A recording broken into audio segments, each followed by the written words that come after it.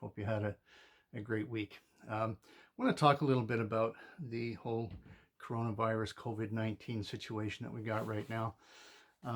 It's the first time in human history that we can save the world by laying in front of our TV and not going anywhere. So that's an interesting concept. We're very fortunate as detectorists to be able to continue our hobby through this time, and it's not going to make anybody sick. It's just a joy to be able to do that and not have to worry, about contracting the virus or spreading it to anyone else. So I hope you fellow detectorists out there really understand the tremendous fortune that we have, and I'm very grateful that we can continue doing what we do. We have a whole new vocabulary springing up around this situation, like social distancing and self-isolation and flattening the curve. And by flattening the curve, I mean we got to make sure that the number of new cases remains relatively low over a period of time, because we don't want to overwhelm the health services system. My wife works in a hospital, and they're of course on red alert, but they're seeing new cases come in every day. But we want to make sure that the number of cases doesn't spike, and we can do that by staying at home, only going out when we absolutely have to, and of course washing our hands and taking all of the other precautions that you've already heard about. I'm not going to go over them again. The other thing I'm going to talk about in a future video that's come up recently is the public perception of detectorists. How we do what we're doing out there, and making sure that we leave property the way we find it, or even better than the way we find it, is just starting to really bother a lot of people. And there's some conversation going on in the community about how we leave the sites that we dig on. So I'm going to touch on that maybe even as early as next week, and go over what I believe is a very good code of ethics that we should adhere to as detectorists. Also, I want to give a big shout out to my daughter-in-law, who gave me this t-shirt for Christmas. So that's really nice. Thank you, Trina, for that. It was very thoughtful of her. I don't know where she got it, but very good for her. So hope you enjoy the video. And again, I had an amazing time out there. This particular site that I'm frequenting now is where I spent a lot of time last summer. I picked up right where I left off. The interesting thing is I rarely find anything modern there. So all the activity, all the traffic took place 100 years ago or more. So you'll see some of those coins and some of those relics in this video, and I don't think I'm done there yet. So hope you enjoy. Leave your comments. I really appreciate the feedback, whether it's positive or negative. That's fine. I'm always looking for ways to improve my videos. So your feedback is essential for that, and don't worry about hurting my feelings. I got pretty tough skin. So hope you enjoy. Subscribe if you haven't. That gives me an indication of how successful or how much you're enjoying my videos if you subscribe, and you want to be notified of future videos. So here we go. Thank you again. Take care. Well, I'm out for the first time in 2020. It's March 9th and it's 15 degrees out. Gorgeous, gorgeous day. The ground is soft. There's a gentle breeze. Digging season has started, and looks like I'm picking up right where I left off last year. I'll turn you around and show you this. I just pulled it out of the hole. Hang on. Well, do you see what I see right there? Unbelievable. A fish scale. I'm going to clean this off and get a date off it and let you see it. It was only about 3 inches down. Very inconsistent signal, but I thought I'd dig it anyway. I'm glad I did. Yeah, so this is literally the third hole I've dug this year. I'm already getting the silver coins. This is 1910 King Edward VII 5-cent piece, affectionately known as a fish scale. We're on our way, folks. Off to a great season. I'll get you on the next one. Now, there's something small and green. At best, it's a prior to 1921 small cent, and could be a King George the VI. Oh, or it could be An Indian head penny. What the heck? That sure, it is. It's an Indian. Holy mackerel. Let me clean this off because it ate off. That is a 1909 Indian head penny. Unbelievable. Didn't expect that.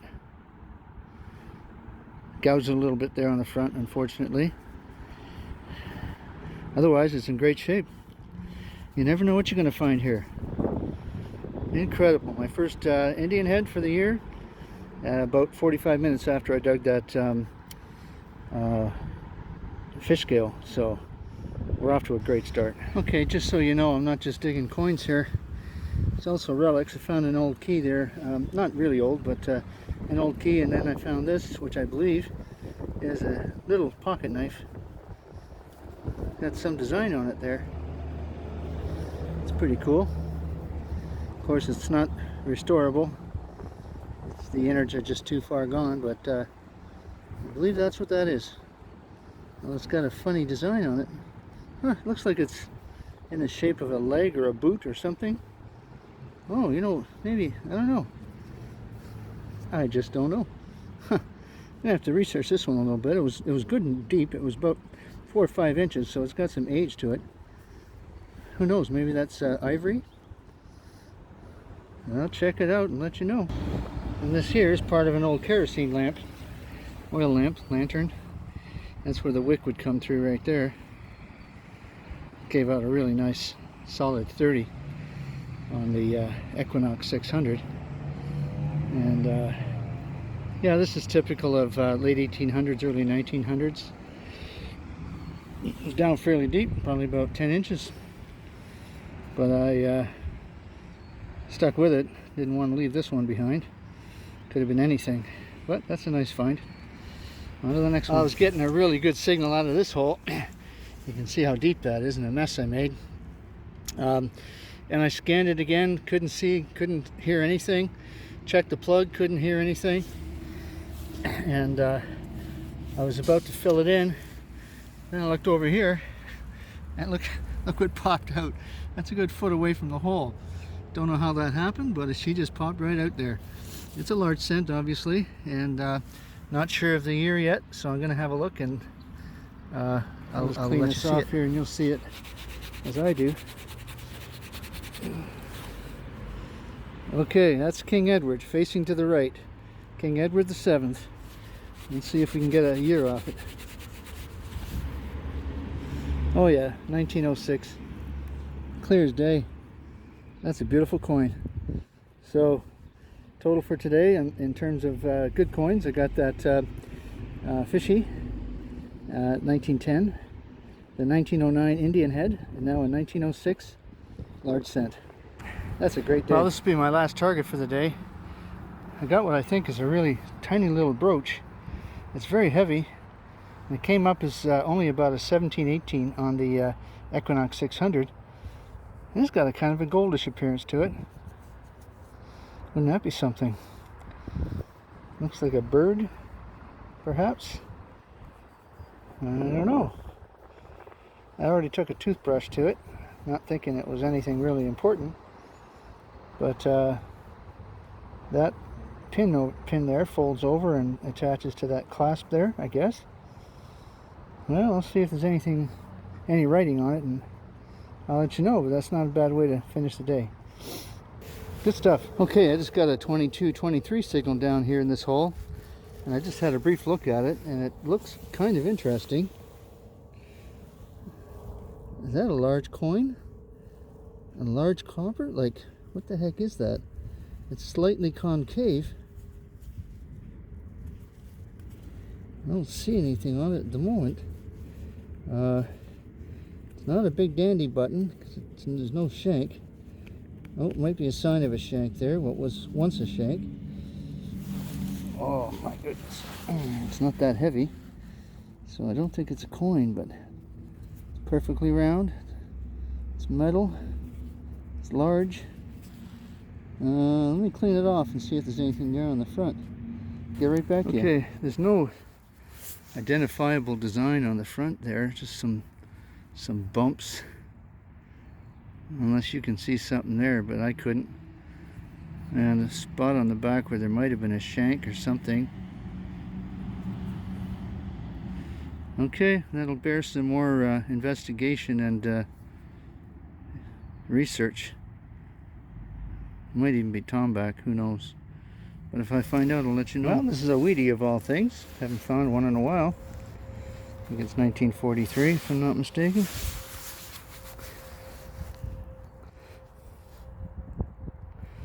Call it 1945. Nope, 1949. If I keep guessing, eventually I'll get it right. 1949 weedy, pretty good shape. So, still old stuff here. Catch you on the next one. Okay, I'm just seeing it for the first time myself. Something I found a lot of here before, way more than my share. I'm thinking that's another fish scale. Just by the size and the sound it made. Oh man, I don't know how many I've got out of this area of these, but let me clean it off and see what kind of shape it's in and exactly what year it is. I've been out here for probably an hour and a half, and outside of a 1949 weedy, it's the only thing I found, so that makes it worthwhile. Okay, I'm going to clean this off as you watch so we can see together exactly what it is.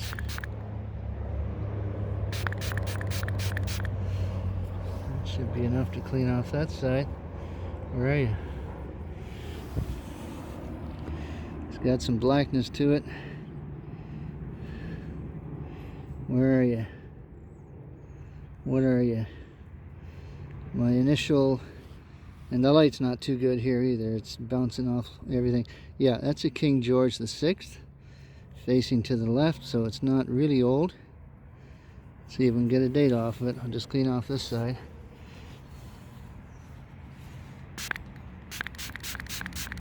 They come up nice. Love finding these fish scales. Catch you on the next one. Okay, here's the wrap up for those first two hunts of this year that took place on March 9th and March 10th. First we got the large scent here, the 1906 large scent, and I'm just going to leave these down right where they are so that they'll focus better for you. Zoom in so you can get the detail. And I'll flip that over. That's King Edward VII there. He came up pretty good. Not a key date, but in pretty good shape. And this Indian head penny, 1907. I did take a bit of a nick out of it there, but yeah, gotta try and be careful when you're doing this, but it happens. Not much you can do except just try and be careful. 1949 weedy. They call it a weedy, of course, because it's got the wheat sheaths around the outside of the reverse side of that coin. There's President Abraham Lincoln there on the obverse. Then we got these two fish scales, 1910, 1920. 1910 is still within the reign of King Edward VII, of course, and the 1920 is King George VI, or sorry, King George V. So that's the coins for that those particular hunts. Then we get the other items here, like this big old square nail with a rose head on the top there. That's what they call a rose head. That's got to be a good 4 or 5 inches long. Iron, of course. And this wheel here, I think, is part of a cabinet or maybe an old piece of furniture. Don't know what that was doing there. It always kind of makes me curious as to why I find these things. What would a wheel, a wheel from a piece of furniture be doing out in the middle of a field? I don't know. A common modern house key there. This piece of jewelry here is pretty nice. It's not gold or silver, but it's still pretty cool. It's got still got the pin attached, and I believe that's a bird in the middle of what looks like a wishbone frame. That's a swallow, if I had to guess what type of bird that was. And we got just a bunch of common things here. This lead fish weight, that's exactly what that is. This glittery peace symbol. Really nice piece of porcelain. And if I zoom in here on that without getting a lot of glare on it, if that's possible, you can see a design. It looks like a Roman soldier with a bow and arrow on a chariot. I mean, that's what I'm guessing. It's like a chariot and an archer,